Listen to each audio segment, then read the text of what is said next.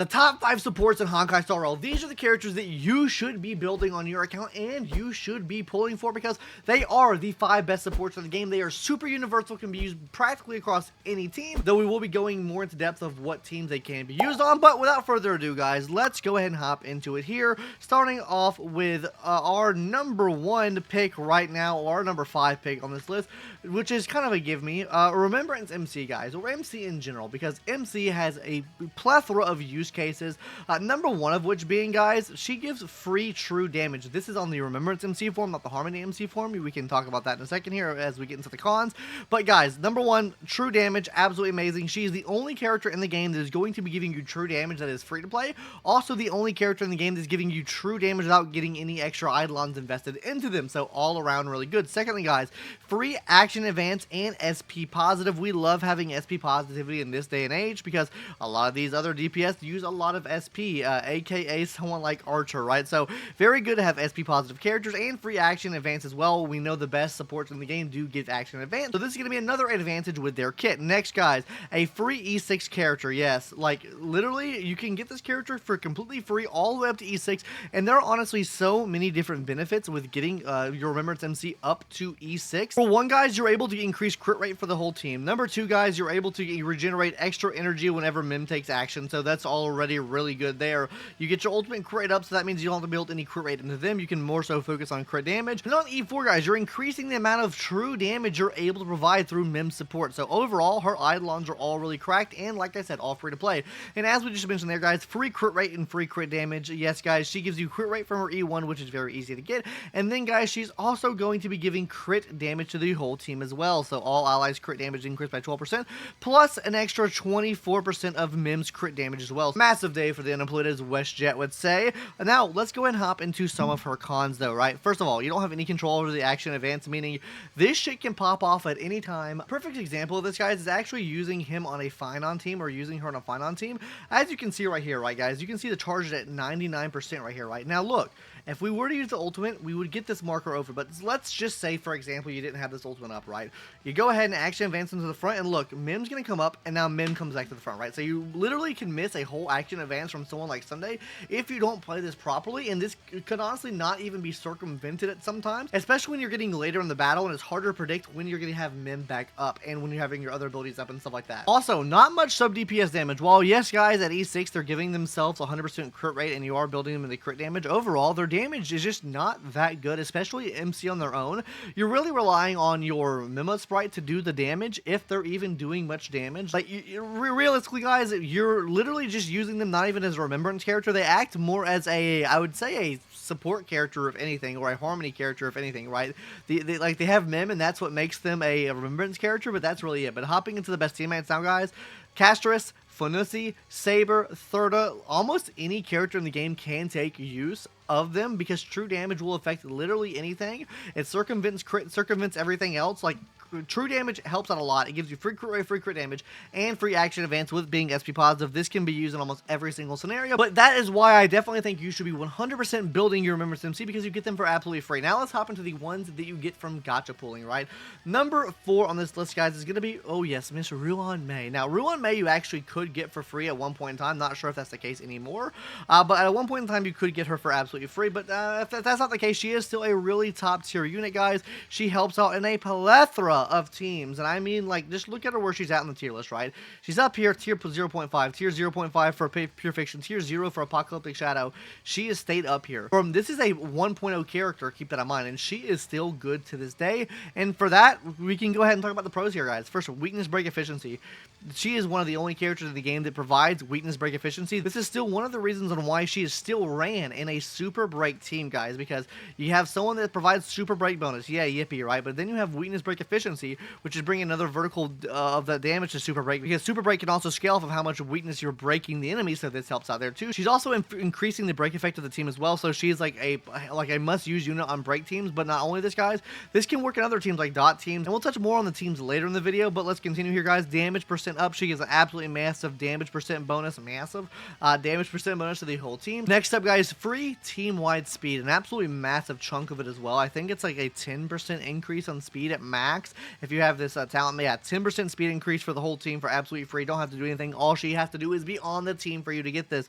Team-wide res pin as well from using her ultimate move, so this adds another yet vertical to her damage. And honestly, this is something pretty sought after. Like, res pin is honestly pretty hard to get, and she gives 25% of it to every one of your allies when using your ultimate move, so that's really good tier. And then also SP positive. You literally have her come back around, basic attack, and then skill on third turn. So she's at least SP positive in a sense there as well. Hopping into the cons though, guys, her sub DPS damage is pretty mad now. Like, it felt really good back in the day when she first released, but no upgrades have really been made to this sub damage, so yeah, I mean, it's okay, right? I mean, it could be better. Like, she doesn't multi-roll as well as some of the other newer characters we have in the game. Number 2, guys, speed is worse than action advance in most scenarios. Like, speed can be good if you...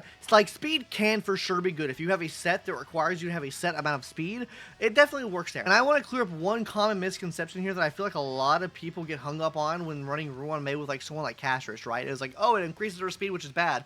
Not necessarily, because Poet of Morning Collapse, which is, you know, Castress' best in slot set, yes, it wants to be at a certain speed threshold or lower than a certain speed threshold, but you're already there. Like, it's before entering battle.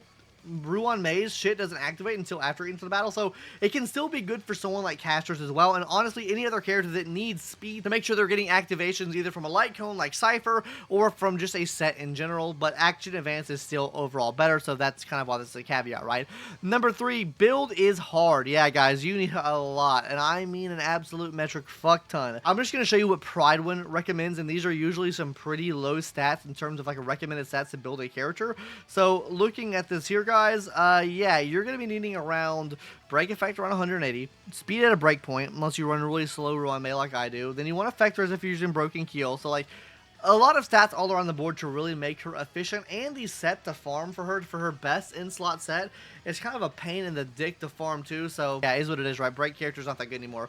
On to best teammates though. Break teams, obviously number 1 team gonna be break teams. Like, she is like irreplaceable in break teams. Next up, dot teams, guys. Yep, she works absolutely amazing on DOT teams. Most dual DPS teams she works on, and she's just an overall universal support. And you'll see this pretty much as a common trend across every single one of our characters here as a universal support. Because what this means is they can practically be put in almost any single team in the game, and they just kind of work on those teams. They might not be the best in slot, but they definitely do perform. On to number 3 now, guys. That is going to be Mr. Sunday. And you might cringe cope and say, why isn't he high on this list? Because I'm sure you'll see the other characters high on this list. The main reason for me why he's not higher on this list is because of the fact that he's not as universal as some of the other supports we have in the game are, and he's kind of hit or miss for certain compositions, and we'll talk more about that when we talk about the pros and cons, right? First of all, pros though. 100% action advance. Absolutely love to see that. Sparkle can't even do that, right? He is on par with Robin, and he's on par with Bronya, so absolutely amazing. Honestly, this kicks Bronya right in the dick, so because she is an SP soul-sucking succubus, okay? I hate Bronya until the day I die, and she is for sure an SP succubus. Now, hopping into number 3, guys, gives energy in buku amount of buffs. Like, absolutely insane with the buffs he's able to provide, guys, and the energy, too. Fucking... Literally, Bronya and Ting Yun rolled up into one character, guys. Because he's giving damage dealt, he's also going to be increasing the damage dealt of your Memo Sprite by even further beyond that. Like I said, recovering 1 skill point when you have befitted on an ally. Oh, increasing the target's crit rate as well, which is fucking massive, right? Oh yeah, an extra crit damage as well whenever you're using an ultimate move on an ally. And then also cleansing as well. The fucking cleanse, absolutely massive. Like I said as well, bigger boost to Memo Sprites as well. So if you have characters that use Memo Sprites like Castress or like Aglia, he definitely runs there really, really good. So hopping into the cons now, guys, he can have energy issues with the current free-to-play Lycone options. Like, realistically, in the game right now, we don't have access to that many good free-to-play Lycone options that give good sources of energy, and then also give something else as well. So let's just take a look at the current options we have in the game right now, right? Because if you're not using his Lycone, you probably have to have Bronya's Lycone, but the battle isn't over, which is I guess a gotcha Lycone per se, right? Past and future, I don't really like this one that much, but other options you can use that aren't listed here, like Dance Dance Dance, that doesn't give energy, obviously, so you can run energy issues there. Other options you could run there is like Memories of the Past or Meshing Cogs, which gives you energy, and that's what I use on mine. I use Meshing Cogs on mine for the extra energy, so you're making sure he's getting his energy back up, so then he can provide energy for the rest of your team. So yeah, that's, yeah, kind of down bad there. Lack of Memo Sprites currently in the game. Yeah, right now in the game, guys, if you take a look at what we currently have in terms of the Remembrance class, it's actually kind of down bad. Like, a lot of these characters, Remembrance MC, they're a buffer, basically. Hyacin, healer, basically. You have Aglia Castris, and then we have Evernight March 7th coming to the game. Not sure what she does right now, but maybe he can be really good for her too. But hopefully he can work there too. With Castris, he also runs into issues because he can't provide her with energy. Like, she doesn't take energy to activate her ultimate move. Really, the only Memo Sprite character he works perfectly with would be Aglia. That's it. Like, kind of down bad in my opinion. And then he's a hyper carry cuck. What can you say, guys? If you guys don't like playing hyper carry and having like 1 DPS that's soul sucking all the buffers in your account, especially with the new in-game game mode coming out, yeah, kind of cooked there. Hyper carry cuck. Anyways, guys, best teammates: Aggie, Finon, Saber, and solo DPS. Really, any hyper carry team he's gonna be great on. So if you're not a dual DPS player, then this is going to be great for you, surely, right? But overall, still really, really good. Combines the best of both worlds with Ting Yun and Bronya and gives you a great day. Now hopping into number 2, guys. Robin Tuan. We love Robin Tuan. Sorry, I had to fucking goon my inner Sanji out of me there. Anyways, guys, pros, damage percentage. Ooh. Attack percentage. Oh. And then crit damage. Yay! She gives so much, guys. Genuinely, like... She does need a bigger brain to play, don't get me wrong, but overall, guys, she is on a whole nother level of the buff she's able to give, as you can see from right here, guys. Absolutely massive attack buff to just about anyone, right?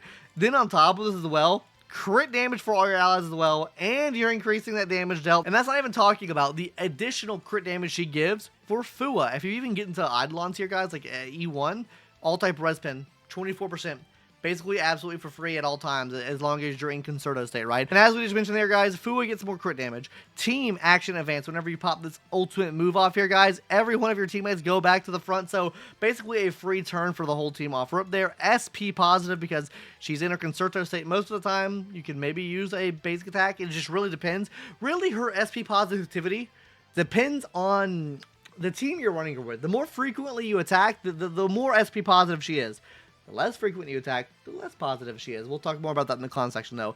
Easy fucking damage, guys. Literally, there was a cool combo that I don't know if you guys have seen this before, but literally, if you were to take someone like Robin here, right, what you could do is literally, we can go back to this chart right here, actually. You can actually take the Memo Sprite buff, the true damage buff, boost her to the front with it, give her the true damage, Concerto, off-field.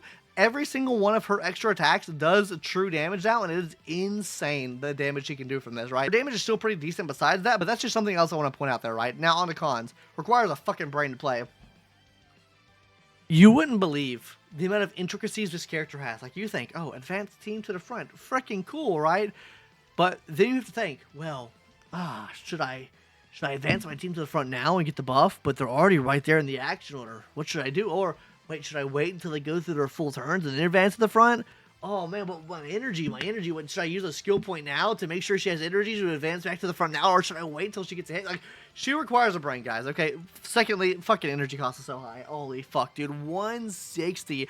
And that kind of does play right into this guy's damage, ERR consistency. Like, her damage is relying on you hitting the enemy as many times as possible.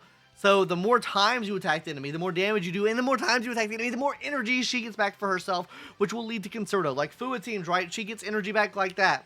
With other teams, though, that maybe attack, like, just do one big shot of damage, you might be using that skill more. She might be less SP positive than what this is giving her credit for. With that being said, guys, hopping into the best teammates now, Fua, Dot, Universal. Dot, I would say with no Kafka, because Kafka is literally giving you 100% attack buff now, so yeah, but it's still, overall, Universal can be used practically in every single team in the game. Even, no, I mean, you could technically use on Break Team, because increased attack equals increased break, which increased damage, so take that. I wouldn't recommend it, but it can work, I guess, right? Now, final option number 1. But before we hop into that, guys, make sure you hit the subscribe button right now. Surely you didn't get scammed by skipping through the video. If you did, then hit the subscribe button now. Anyways, guys, let's go ahead and hop back into the video here. Starting with the number 1 option, Miss Tribbie. We love Tribbie so much, guys. Tribbie is so fucking amazing. And I know I've said that about every one of these characters, and that's genuinely true, guys. Every single one of the characters we talked about today are genuinely amazing. That's why they're in the top 5 list. Why? Obviously, there's cons with them, but like, fucking amazing overall. Hopping into the pros now, guys. Amazing sub DPS damage. This motherfucker, holy shit.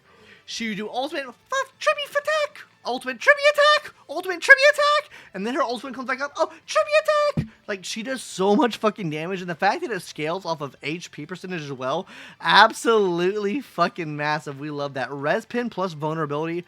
Ooh, So much of it, guys. That is absolutely fucking massive, guys, because she, like I said, is one of the only characters in the game that can do this. Skill, all-type res pin, works literally the same as fucking Ruan Mei's ultimate, right? So res pin, fucking amazing there. And then you have vulnerability you're putting on the enemy as well, making enemies take increased damage when you're launching the zone off, 30%, absolutely fucking massive there. And then you gotta think, the amount of damage you're able to do, like, look at this shit. Guys, fucking massive follow-up damage increases, increasing Tribbie's own max HP as well based off of your team's HP, fucking amazing. Like, she is just so good there. SP positive, literally you just use a basic attack with her every turn, make her slow, and then she's fucking good to go. Loves AoE teams. Yeah, I mean, this game mode, I mean, Honkai Star Rail as a whole has become a lot more AoE centric, so this makes her really good for the current content in the end. Now, if they go more single target centric, she's probably not as good, but as of right now in the game, she is really good against just about every single scenario, right? Hopping into the cons, though. High investment, yeah. You need crit rate, crit damage, you're going to be needing HP percentage as well. Like, you just need a lot of different shit here to make her work there. Real power locked behind E1, yeah, guys, it is a massive fucking shame. While the zone's up, guys, you get true damage for your attacks. Like, E1, fucking massive, and definitely would recommend pulling E1 if Tribbie rolls back around, when Tribbie rolls back around in a rerun manner. Hopping into best teammates, Thirda, Castra's fine on Universal, really can be just be used on any team. These are just some other team options that are notable that she works really well with, but overall works with any team in the game. And that's it, guys. That's our list, our top 5 list for the 5 best supports. These are the supports that I think you should definitely be saving up and pulling for in your account, and maybe even putting vertical investment into these characters. Now, me personally, I don't have vertical investment. That's just because I'm retarded as hell. I'm dumb. I don't vertical invest. I wanna have the most casual experience in the game. But you don't have to live like me. You don't have to struggle like me and sometimes, okay? Anyways, guys, that's gonna do it for this video. Subscribe if you haven't already. What do you think about my list? Did I miss someone? Did I shit on Bronny too much? I don't fucking know. Anyways, guys, that's gonna do it for this video. Hopefully you enjoyed, and I'll see you in the next one. Later, bye.